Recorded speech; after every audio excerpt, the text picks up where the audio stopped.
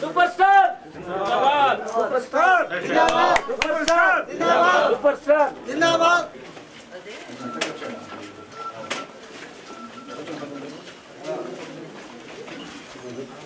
Hello Nagesh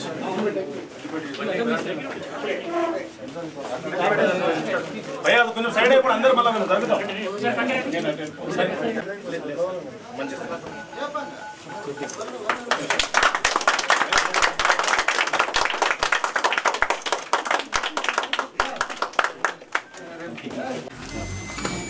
మంచి बाबू video निकालो continue video continue sir video continue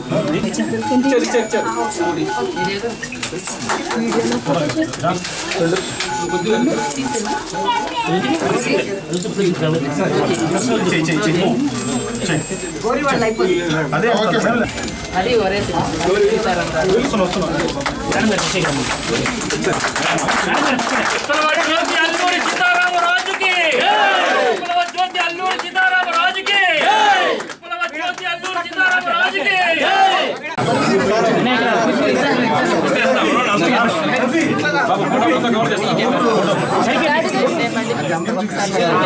మీకు అందరికీ నా కృతజ్ఞతలు.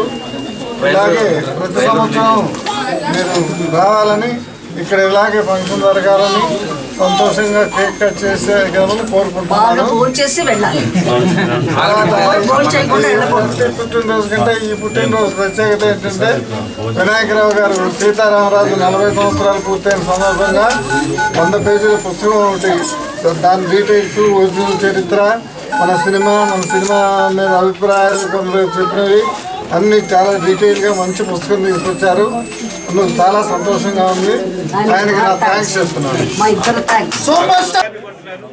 కృష్ణ గారి చేతుల మీద ఆ పుస్తకం ఆయన తీసుకుంటారు.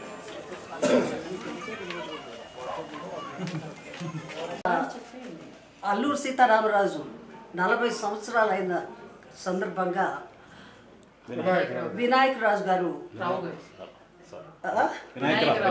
వినాయకరావు గారు ఒక మంచి బుక్ వేసుకొచ్చారు. అంటే ఆ సినిమా గురించి, ఆ సినిమాలో ఎలా కష్టపడ్డాము, ఎలా యాక్ట్ చేసాము, ఎలా తీసాము, ఆ చింతపల్లి ఆ రోల్లో ఎలా పనిచేసాము అంటే చాలా డీటెయిల్గా కృష్ణ గారు ఆ సినిమాకు చాలా కష్టపడ్డాము. ఆ సినిమా 40 సంవత్సరాలు అయింది అంటే నాకు ఆ బుక్ చూసిన తర్వాతే నమ్మకం కథ కలగటం లేదు. మొన్న యాక్ట్ చేసినట్టు ఉంది ఆ సినిమా.